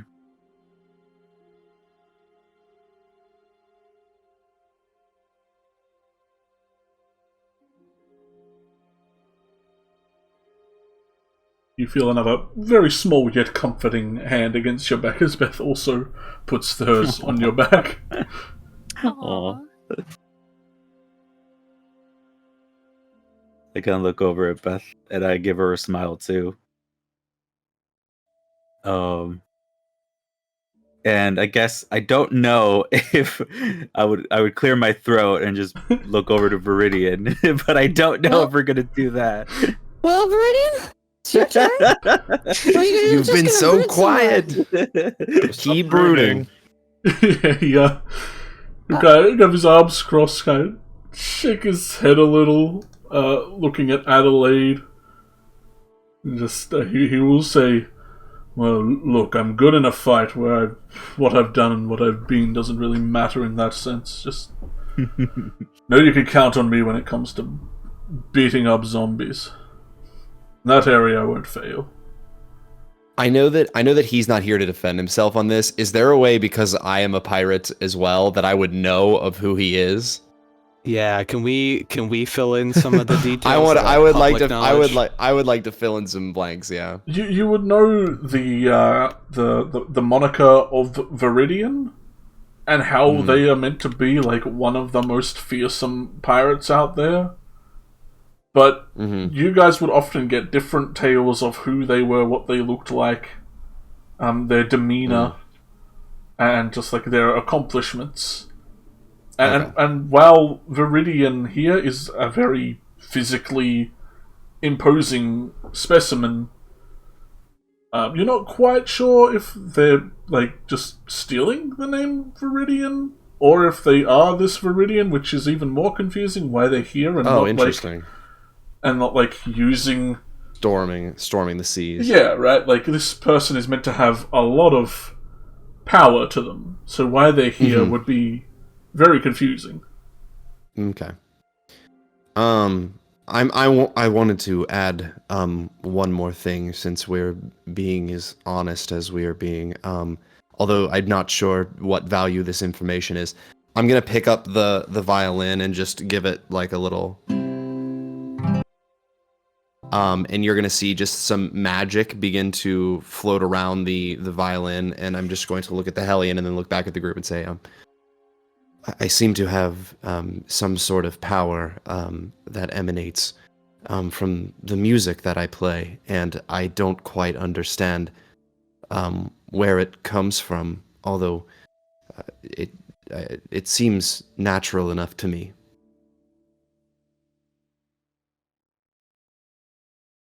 Yeah.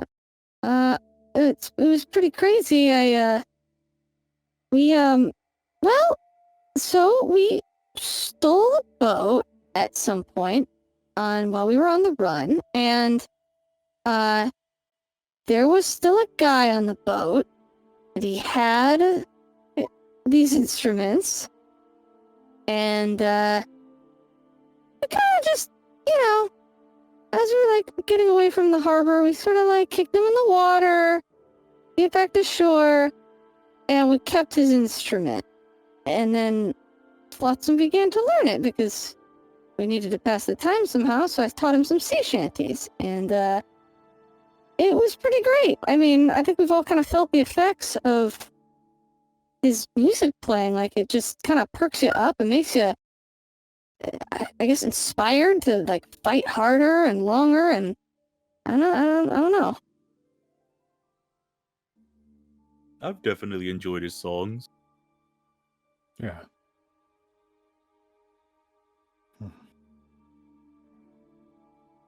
What about you, Whirlwind? Me. Comment, buddy. Gives you a very stoic look as he. Oh wait, Comet can talk to the Comet. I can talk to Whirlwind. Hold on, I forgot. We should bring this up now. Yeah, Silas is gonna say. Comet, you're the only one that can hear him. Oh. You mean you guys can't? You guys don't speak horse. No, I wish I did. No. I don't. Oh, it's very easy. You just gotta listen. Right. They are not like you and I, How Thomas. dare Comet, They are how different. Oh, I just remembered. I do speak another language. Not that it's been necessary. It's like the language of the elementals. I'm like really good at talking to like fire elemental things. The fire in front But of I you has can been understand- spitting fat rhymes the entire time. Yeah. He's been beatboxing. I mean, I've been like bobbing my head to the sound of the crackles because it's like at a beat, and I just like, man, this campfire is really. We better keep it going. But I can also understand other elementals. I'm just not as good at speaking to them. I'm gonna speak in primordial to Ra, because I also speak primordial. oh cool. Perhaps we should try to, since no one else is offering information, perhaps we should stop offering information. Well, I think everyone around here is offering information, Flotsam. Do you speak primordial? I do. Oh no. So hold on, I have to ask then, what are the dialects that each of you speak? Because each one. I speak yours. You speak Ignan? Yeah. Okay, and then Comet, what's the dialect you speak? I don't know. Mine just says primordial. Okay. Do you remember where you got the language from? I'm pretty sure it is from one of my background. You can basically choose an element, and that's kind of the theme I of it. see. Okay, then I'll do that later. I'll like okay. specify that later. Yeah. Because the way ours, because it's like a basic language, but the ways ours sounds like a crackling fire, like Okay. Hisses like and clicks, yeah.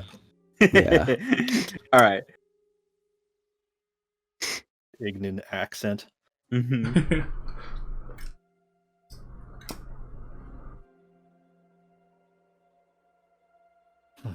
Well, I'm waiting for Whirlwind.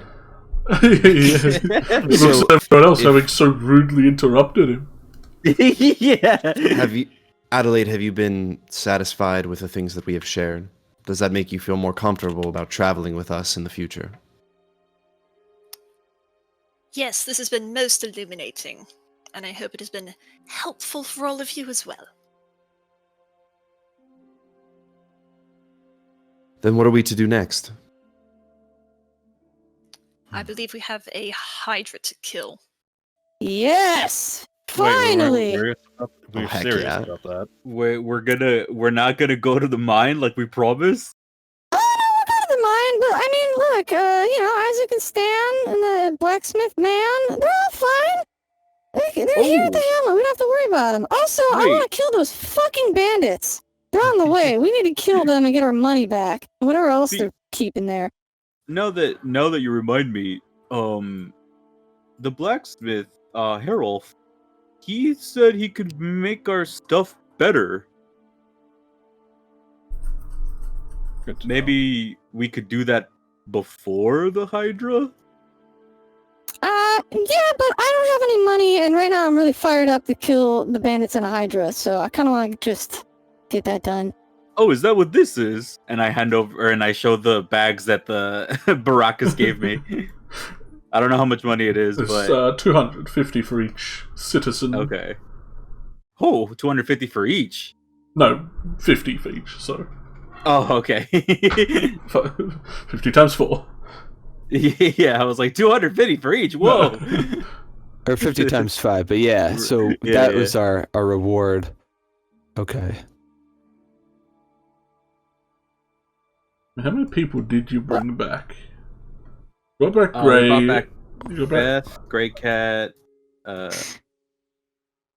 Stan, Isaac. I think that's it. 4. Was there? Did we take credit for a fourth or a fifth? I mean. Well, we took credit for Grey Cat. Yeah, even though he arrived back. Yeah, he Before came by you- himself. So I think it's only 4. Oh, okay, so it's 200 then. Yeah. Mm-hmm. And Silas, you have a pouch of 200 gold in your coat as well. That Beth put there. I think Oh, I that's think it's right. an extra because I think we were going to give him a share as well. So he's got 2 shares. Cool. Yeah, so Silas has Silas 400 doesn't right know. now. Yeah, That's right. It's still in his armor in the house because he's not wearing his armor. All right. But yeah, I mean that's great, Comet. But I don't think that's going to be enough to upgrade all of our items that we want to upgrade. We could probably get a lot of money from those bandits. That's all they do is take people's money. So we'll get the money that we gave them back, and then whatever else they're hiding in their little hut. And then that could be a place for us to, after we're done, just like chill out for a bit, and then make our way to the Hydra and kill that. Enough. So people want more. But then Right. wouldn't that mean that some people would have less? What do you mean? No, I'm just thinking to myself. This is very hard. Beth pats you on the back again. Okay, Comet. Plus, hydras are very, very dangerous creatures. Yeah. Oh, I know. That's why I'm excited. Back again towards the bandit situation. Maybe we don't have to kill them, but maybe we could just drive them off. I mean, then they'll probably just, camp out on another road we might have to cross and have to deal with them later. And they'll remember us, and then it'll be a fight anyway. And we gave them... You weren't... well, maybe you were around for it, I guess. But, I gave them my gold, and I want my fucking gold back, so... I'm not gonna be satisfied until I get it back. I'm fine taking stuff back, but I'm just not so sure about killing more conscious humans.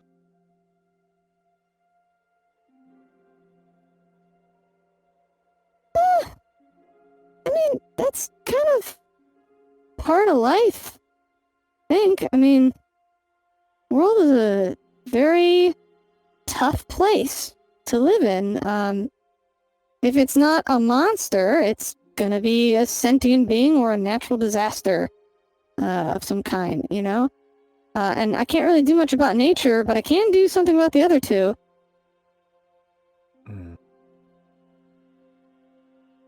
Right. Flotsam.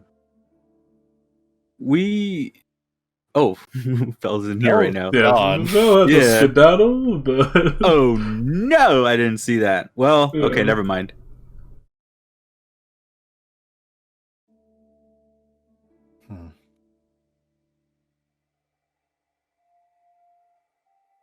Well, I guess if we're heading out, I'll go grab my stuff. I'll come with you.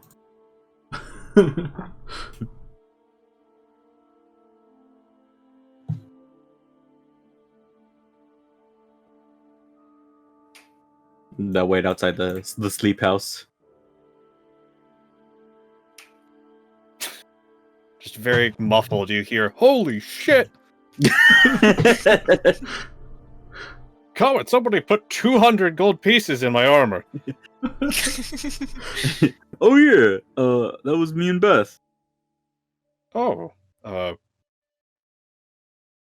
jog over, only wearing like half of his suit of armor. Just, Beth, thank you so much for giving me this massive amount of coin.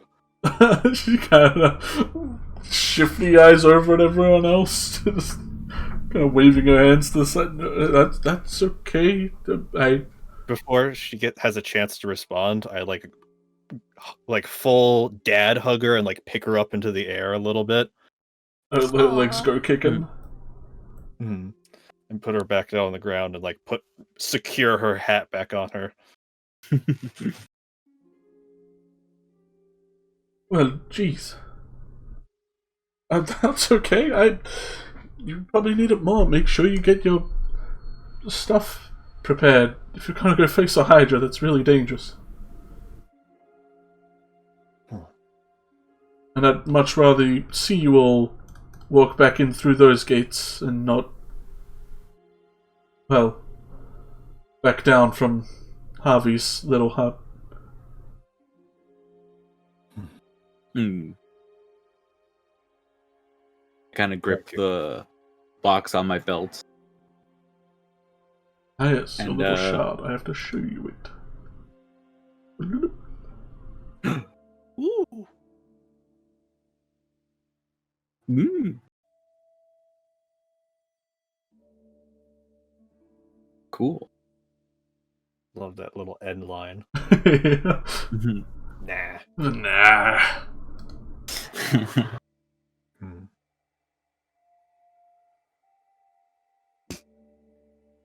Yeah.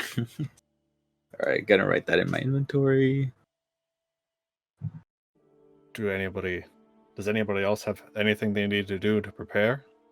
Oh yeah. Adelaide's gonna head over to Lawrence, and take a look at that spell book.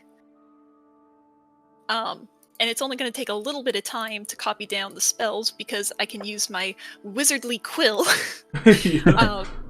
to copy down spells super fast. I only need to spend a time of like 2 minutes per spell level to copy down a spell into my book. Damn. Boss as Ooh. heck. Bead writer. Yeah, Lawrence pulls open the book, which is now like doubled in volume now from him having to like copy the spells into actual readable formulas. And he looks very proud of himself when you come over and start asking for ink and time with the book to copy in some spells.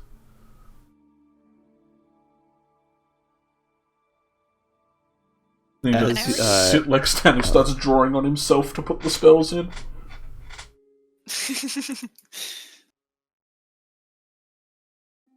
And I already put the spells down on my sheet, so I'm good there. That's nice. Be sure to pay the man what he's owed. Goodbye, 200 gold. Yeah. I'm just like watching you quickly transcribe all of these spells, and I'm just like, that book is so awesome. I'm looking at my tattered little, log, like, oh man, I need an upgrade.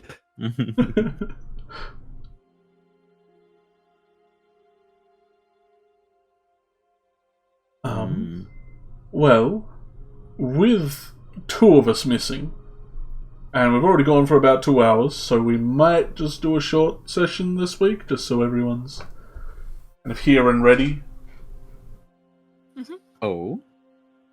For next week, obviously. If there's any combat, I don't want to be piloting 2 of the players. Right. Yeah. Each of them summon 4 other friends. Yeah. Silas, with the new amount of gold, does have one more thing he wants to try to do. Could go all the way up to Harold. Yeah, I was about to do the same. I follow him. Dad adventure. Hey. He looks happy to see one. You see, he is a lot more happy now that he has actual tools to work with. And the embers are now fully lit and is happily supplying the fog outside with its own smoke from his kiln. Hail, Harold. He'll turn around to got kind of that one full arm gauntlet that blacksmiths tend to wear to stop themselves from getting toasted. And he walks back towards you to tower above this dwarf man. Well, if it isn't the big men, what can we get you? Well, I kind of wave to Stan. Stan's sitting on the table. Hey. A gnome who is shorter than Harold, so... Go ahead, Silas. Yeah. Well, Harold, I heard from my friend Comet that your forge is ready to work. Well, I do have some work for you if you have an ear. I got 2 big ones. This, and Silas will kind of like show him like the bundled up plates of armor and just go, Do you think you could improve these in any way?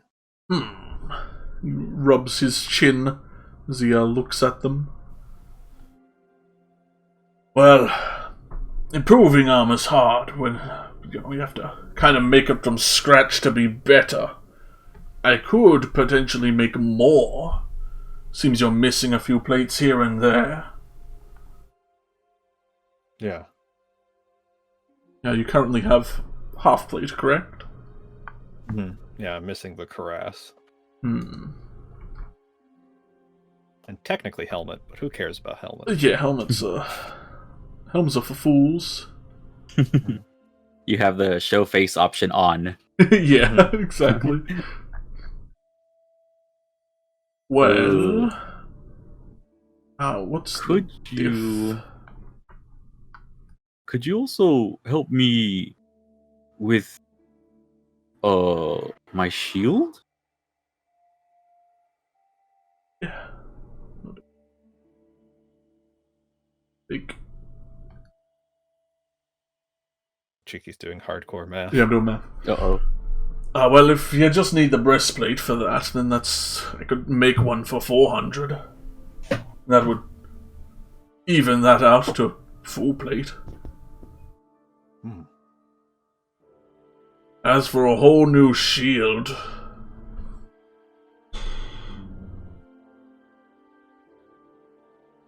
that might cost. Oh, well, you said you can make things better. I don't know if it would be a whole new shield. I mean, you could just make this one better than I have it on my shield. Well, making things better is easy to do with weapons, but slapping more metal onto a shield only does so good. And none of those could help out? And I point to the 2 weapons that I gave him. He shakes his head. That's just a whole chunk of iron, unless you want a big chunk of iron as a shield. Not quite great. If you do clear out the passage, there was a way down to some lower denizens. We kind of had it connected to some other area. We hear they have more valuable metals for armor, should you want it. Other than that, if you want a weapon sharpened or hardened, then that I can do easily. Or if you want better armor, I can make you better armor. Like you're wearing scale right now, big man? What's Comet wearing? Chain. Yeah. Bring us enough I can make you some some plate if you want to go that far. Kind of look at my armor. Well, no, that's okay, at least for now. But you said it would cost Silas 400? Well, that's for a whole new breastplate. But I'm confused. You live in the hamlet, right? I live right here. And we got the gold from Brackus, which also lives in the hamlet. So if you're wanting us to give you the gold that Brackus gave us, wouldn't that just cause a loop? Wouldn't that mean that this currency isn't really going anywhere? It's just kind of being fed back into its own system? That is often how intertrading works, big man. But there's only so many people here. So doesn't that mean that eventually one person is just gonna have most of the gold and leave everyone else with a little bit? And if the prices are the same, how does that work? One person is just gonna have more than everyone else, but everyone else has to pay the same? Comet, my friend. Comet. I think you're going to give him a headache. Well, I think I'll have one later too. Sorry about that, Harold. It is fine. It's weird in this place, especially, because We still have to pay for things. We're not outside, like, I can't just acquire silver if you want silver. Oh, now there's silver too? Well, if you want a silver weapon, people like them. I have to give my money to someone to go out and get me the materials. A big hunk of iron helps, but unless you just want a big hunk of iron, that's just a big hunk of iron. You're not really paying me, you're giving me the money so I can pay someone else.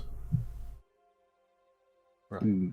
Or I can buy potions off a lady and then she has the money. And then she spends that money on cookies and crumpets or something, I don't know. At that point, it's not my business. Right. Cool. People already know that Beth is selling potions. She sold a few before she went out there. Small town. Very. Well, Harold, I'll take you on your deal. And I'll just take my coin pouch off of my side and put it down in front of him. And there's an extra 20 in there if you can get this affixed to the front. And I'll hand him the now moon with the clenched fist around it. He'll take out a small little like eyeglass and just inspect it a little. That should be easy. Not worth 20 gold easy, but I'll take it anyway. It's just a tip. For future better work environment. And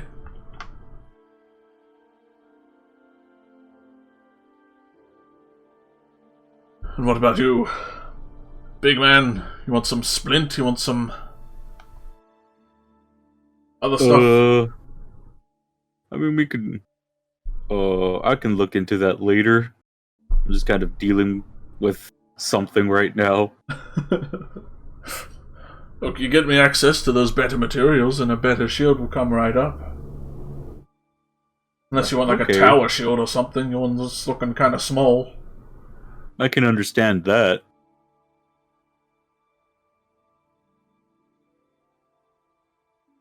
Yeah, I think I can do that.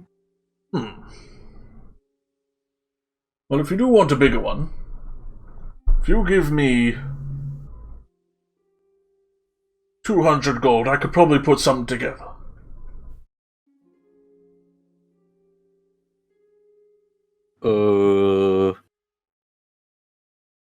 I kind of reach into my bag and I pull out like, I don't know, a random amount. I think like 10. And I'm like, is this okay? Multiply that by a lot. Comment, can I give it here? Okay. And I hand it to Silas. Thumb through and take out 200, or if it's just 200 in the bags, they'll just hand Yeah, it it's over. just 200 in the bag. Yeah. There we go. That's how much he owed him. Okay. Can he count? Not sure. Rightio. We'll let you be. He nods and stokes up his fire, burns bright once again, and for the start of next session, we'll have you guys kitted up. Hey. Hey. For anyone else, it is 200 to upgrade a weapon to +1. Probably more for armor, considering armor is crazy good. Well,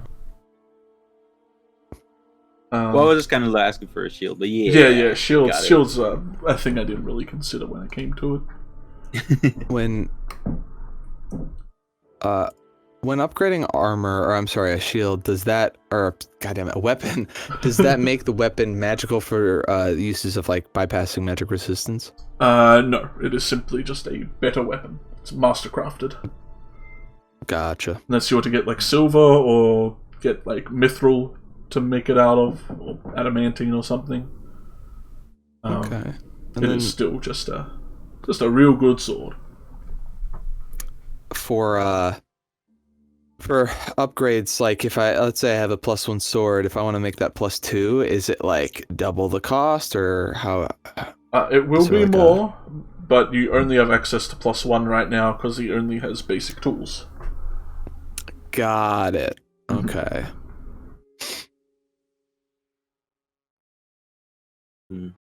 Righty-ho. Sweet. So I'll go ahead and join the others back at the campfire.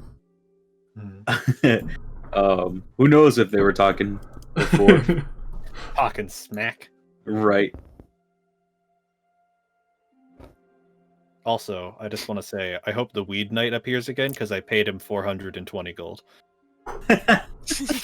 You've hired his service for one encounter. Cool, you've summoned him. Oh no! He's here. So I've gained summon Weed Knight. I still gotta wait for that whirlwind backstory. Guess you could say he was probably just horsing around. Maybe horseman. That's a great place to end the session off. Yeah. We'll end week 7 here. I think we'll just wait for an even 10 to do any Q&As, and we'll do it at the start of 10th session, just so everyone's hopefully here. Right? Well, hopefully backstory generates more questions. Exactly. Maybe. That's what we're hoping for. Yeah. Hope we don't get... we're not upsetting anyone. We pushed it back like 3 times. It's worth it. Sorry. You'll get it eventually, don't worry. Yeah. Guess we can kick back to the other BRB screen. It'll no longer... It'll be back next week, I suppose. We'll BRB next week. Yeah. Yeah. So, you guys now have the Duskstone shard, so you can resurrect each other on the go. Yeah. You have better equipment, you have more spells to utilize. And yeah, you can either go face a Hydra or face the mines. That's your next kind of 2 objectives, I suppose, that you can try out.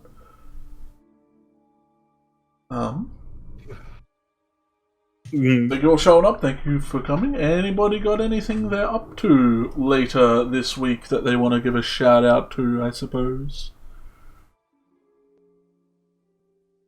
Well, me and Cheeki are going to be are going to start playing Pokemon Snap over at my Twitch channel on Tuesday. Yeah, so if you want to get some pictures, watch us, or watch us kind of like discover that game again, because I don't think Cheeky's played it. I've played it, but yeah, I literally just played it. I did not absorb it at all. Yeah. Come on by if you want to check that out.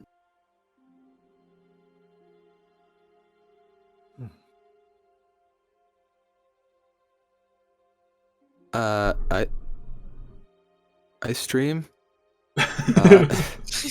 Yeah, he does. On Wednesday, I think I'm doing Portal 2, with a friend of mine, and then I might stream Thursday, and that would probably be either, I don't know yet, probably Blender stuff, like animating, because I'm almost done with this animation.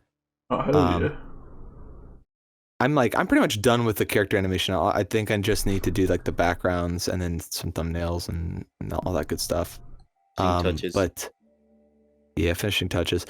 But so if it's already done by then, I will probably do like Darkest Dungeons, which I need to get back to because I've been wanting to play it more. Can't wait for those streams because I can feel Eldritch's frustrated energy by watching you play through that. Just a little bit of a call-out post right here. Look, it's not like Darkest Dungeon is my favorite game or anything. Might have to make I'm a sorry guest in appearance. advance. A forced guest appearance. Oh man. I get a Discord call during the stream like, hello, like, you idiot! Shame, you bastard! I'm sorry, do you have the Vestal in first place, dude? Excuse me? What's this party comp? Oh man. Hello, everybody, this is Eldritch Sugar here to bully me on my own stream. Hand me the damn controller. Give me your computer. Allow me to remote access in, goddammit. Yeah. Oh, jeez. I mean, Adelaide forcing everything out of everyone. Yeah. Well, she had a reason. Yeah. Yeah. I'm Now surprised you she all didn't know go harder, Lex. though. Just wait.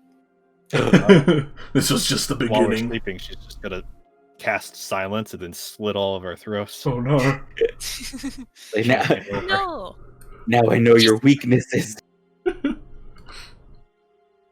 She wants to keep everyone alive, because if Mhm. everyone's alive, there's a better chance that she will be alive. That's all. She wants some group cohesion. Mm-hmm. Alive by proxy. Right. Yeah, she wants all you meat shields, so zombies don't have to break all of her bones. Yeah, that would suck. I could just imagine her actually using the term meat shield. I mean, what are we? But Hey, I'm made out of meat. you're meat enough. Luckily, cannon fodder. Mm-hmm. Anywho, I think we will call it here. Let everyone skedaddle off. Go get some water, maybe. Hydrate or dehydrate. Exactly. We're gonna have a water stream later, where we just drink water loudly.